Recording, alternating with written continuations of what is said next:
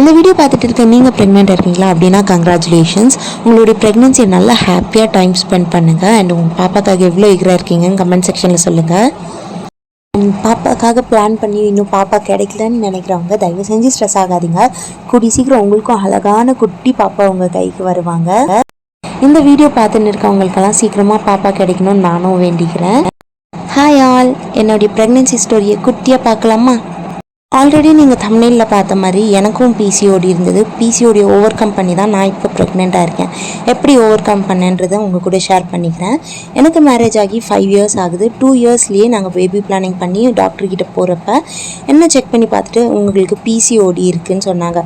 3 months மட்டும் அந்த பிசிஓடிக்கான treatment எடுத்துக்கிட்டேன். அதுக்கப்புறம் நிறைய டேப்லெட்ஸ் போட விருப்பம் இல்லாமல் நிறுத்தியாச்சு.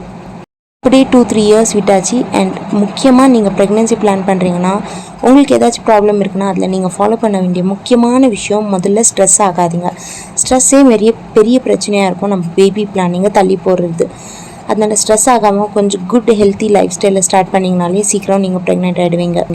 அதனால் உங்கள் மைண்டையும் மனசையும் ஃப்ரீயாக வச்சுக்கோங்க. எந்த ஒரு ஸ்ட்ரெஸ்ஸும் எடுத்துக்காதீங்க. ரொம்ப ஹாப்பியான லைஃப் ஸ்டைலை ஸ்டார்ட் பண்ணுங்கள். 2003 டிசம்பர் அம்மா வீட்டுக்கு போனப்போ அம்மா உன்னை பார்த்தா டவுட்டாக இருக்குது, டெஸ்ட் பண்ணி பாருன்னு சொன்னாங்க.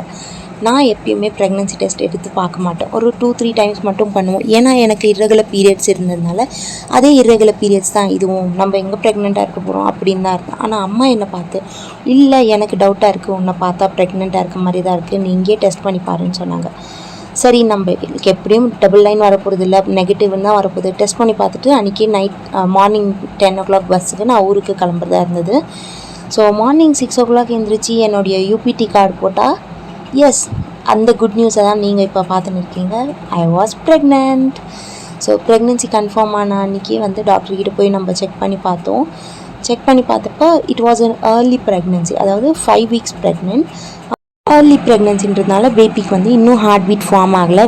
We need to wait for 1 monthன்னு என்னுடைய டாக்டர் சொல்லியிருந்தாங்க. அண்ட் ஹஸ்பண்ட் வீடு வேலூரில் இருக்குது, அம்மா வீடு கேஜிஎஃப்ல இருக்குது. ஸோ ட்ராவல் பண்ணலாமான்னு கேட்டப்போ டாக்டர் ஸ்ட்ரிக்ட்லி நோ சொல்லிட்டாங்க. சரின்னு சொல்லி அம்மா வீட்லேயே ஸ்டே பண்ணியாச்சு. அண்ட் அதுக்கப்புறம் சம்மர் சீசனும் ஸ்டார்ட் ஆகிடுச்சு. அங்கே வேலூரில் பயங்கர வெயில். அதனால் ஹஸ்பண்ட் சரி நீ அங்கேயே இருந்து பார்த்துன்னுவான்னு சொல்லிட்டாங்க. ஸோ இங்கே தான் இருக்கேன். And very happy moments. 5 இயர்ஸாக நம்ம வெயிட் பண்ணிகிட்டு இருந்து நம்மளுடைய ட்ரீம் கேம் ட்ரூ மூமெண்ட்டாக இருக்கும். என்னுடைய ப்ரெக்னென்சி சிம்டம்ஸ் பார்க்கலாம். எனக்கு பேக் பெயின் அதிகமாக இருந்தது. என்னுடைய ப்ரெஸ்ட் பெயின் அதிகமாக இருந்தது. என்னுடைய பீரியட்ஸ் வர்றதுக்கு முன்னாடியும் எனக்கு இப்படி தான் பேக் அண்ட் ப்ரெஸ்ட் பெயின் இருக்கும். சரி அதாக தான் இருக்கும்னு நினச்சிக்கிட்டு இருந்தேன். நிறைய பேர் சொல்லுவாங்க வாந்தி வரும், மயக்கம் வரும்னு. ஆனால் எனக்கு ப்ரெக்னென்சியில் ஒரு டைமும் வாந்தி வந்ததில்லை, ஒரு டைமும் மயக்கம் வந்ததில்லை. இது 2 தான் என்னுடைய மெயின் சிம்டமாக இருந்தது. ஆனால் எனக்கு தெரியாது நான் ப்ரெக்னெண்ட்டாக இருக்கேன்னு. எனக்கு பீரியட் வரப்போது, அதனால தான் எனக்கு இடுப்பு வலிக்குதுன்னு நினச்சிட்டு இருந்தேன். அண்ட் நல்லபடியாக ஸ்கேன் எல்லாம் போய் டாக்டருடைய ட்ரீட்மெண்ட்ஸ் எல்லாம் பார்த்து ரொம்ப நல்லா ஹாப்பியாக இந்த ப்ரெக்னென்சி போயிட்டு இருக்குது. அண்ட் இப்போ எனக்கு 7th month நடந்துன்னு இருக்குது. இதுதான் நம்ம ப்ரெக்னென்சியில் இப்போ ஃபாலோ பண்ணிக்கிட்டு இருக்கக்கூடிய என்னுடைய ரொட்டீனை பற்றி பார்க்கலாம். என்னுடைய டாக்டர் அட்வைஸ் அவங்க என்னெல்லாம் சொல்கிறாங்களோ அதை தான் ஃபாலோ பண்ணிக்கிட்டு இருக்கேன். அண்ட் என்னுடைய மெயின் டாக்டர் யாருன்னு பார்த்தீங்கன்னா என்னுடைய ஹஸ்பண்ட். அவர் தான் ஃபுல் அண்ட் ஃபுல்லி கேர் கொடுத்து என்ன நான் சாப்பிடணும் சாப்பிடக்கூடாதுன்றதை ஸ்ட்ரிக்டாக பார்த்துக்கிட்டே இருப்பார். நிறைய ஃப்ரூட்ஸ் சாப்பிடுங்க, நிறைய வெஜிடபிள்ஸ் சாப்பிடுங்க. அண்ட் ஃப்ரூட்ஸ் நமக்கும் நம்ம பாப்பாவுக்கும் ரொம்ப நல்லது. முக்கியமாக இந்த போமோகிரானேட், ஆரஞ்சு, இந்த மாதிரி விஷயங்க. எனக்கு இப்போ 3rd trimester நடக்கிறதுனால நான் நிறைய இளநீரும் இந்த மாதிரியான வாட்டர் வெஜிடபிள்ஸும் அதிகமாக எடுத்துன்னு இருக்கேன். என்னுடைய 1st and 2nd trimester வரைக்கும் போமோகிரானேட், ஆப்பிள் இந்த மாதிரி ஃப்ரூட்ஸ் தான் நிறைய எடுத்துக்கிட்டு இருந்தேன். முடிஞ்ச அளவு இளநீர் எடுத்துக்க ட்ரை பண்ணுங்கள். நான் இப்போ அதான் ஃபாலோ பண்ணிகிட்டு இருக்கேன். இளநீர் நிறைய எடுத்துக்கிறேன். அண்ட் வாட்டர் மெலன் நிறைய எடுத்துருக்கேன், ஏன்னா சீசனில் இருக்கிறதுனால. அடுத்ததான் எனக்கு ப்ரெக்னென்சி கன்ஃபார்ம் ஆனதுலேருந்து இப்போ வரைக்கும் க்ரீனி வெஜிடபிள்ஸ் தான் நிறைய எனக்கு குக் பண்ணி கொடுக்குறாங்க.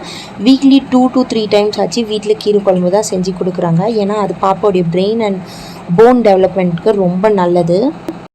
சம்மர் சீசனில் இருக்கிறதுனால நிறைய குளிர்ச்சியான பொருளுங்கள்லாம் சாப்பிடணும். நுங்கு, இளநீர் இந்த மாதிரியான விஷயங்கள்லாம் நிறைய கன்சியூம் பண்ண ட்ரை பண்ணுங்கள். அண்டு ஸ்நாக்ஸ் வெரைட்டிஸ்க்கெல்லாம் நிறைய இந்த மாதிரி சுண்டல் தான் எடுத்துக்கிறேன். அண்ட் முக்கியமாக அவாய்ட் பண்ண வேண்டியது காஃபி அண்ட் டீ. நான் பெருசாக டீ குடிக்க மாட்டேன், காஃபி மட்டும் எப்பயாச்சும் குடிப்பேன். இப்போ மொத்தமாக நிறுத்தியாச்சு.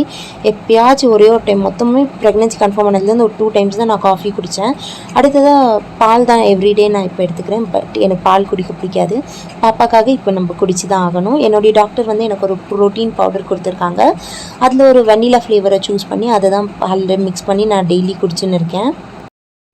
அடுத்ததாக க்ரோத் ஸ்கேன் இருக்குது நமக்கு. க்ரோத் ஸ்கேனுக்கு போகிறப்ப முடிஞ்ச அளவு நான் வீடியோ ஷூட் பண்ண ட்ரை பண்ணுறேன், ஒரு குட்டி வ்ளாகாக போடுறதுக்கு. என்னுடைய பேபி பம்ப் எப்போ தெரிய ஆரம்பிச்சிதுன்னு கேட்டிங்கன்னா 6 monthsலேருந்து தான் தெரிய ஆரம்பிச்சிது. ஏன்னா நான் ஆல்ரெடி ஓவர் வெயிட்டடாக இருந்தேன். என்னுடைய ப்ரெக்னென்சி கன்ஃபார்ம் பண்ணுறதுக்கு முன்னாடி I was 93. இப்போ எனக்கு வெயிட் கொஞ்சம் அதிகமாக தான் ஏறிட்டு இருக்கேன்.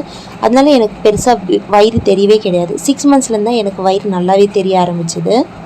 என்னுடைய ப்ரெக்னென்சி ஸ்டார்ட் ஆனதுலேருந்து இப்போ வரைக்கும் எனக்கு இருக்க ஒரே ப்ராப்ளம் என்னென்னா பேக் பெயின். இந்த பேக் பெயின் தான் ரொம்ப அதிகமாக இருக்குது. ஹாட் வாட்டர் வச்சு ஒத்தடம் கொடுக்கறது, தைலம் தடவிக்கிறது, இந்த மாதிரியான விஷயத்தினால என்னால் அது ஓவர் கம் பண்ண முடியுது.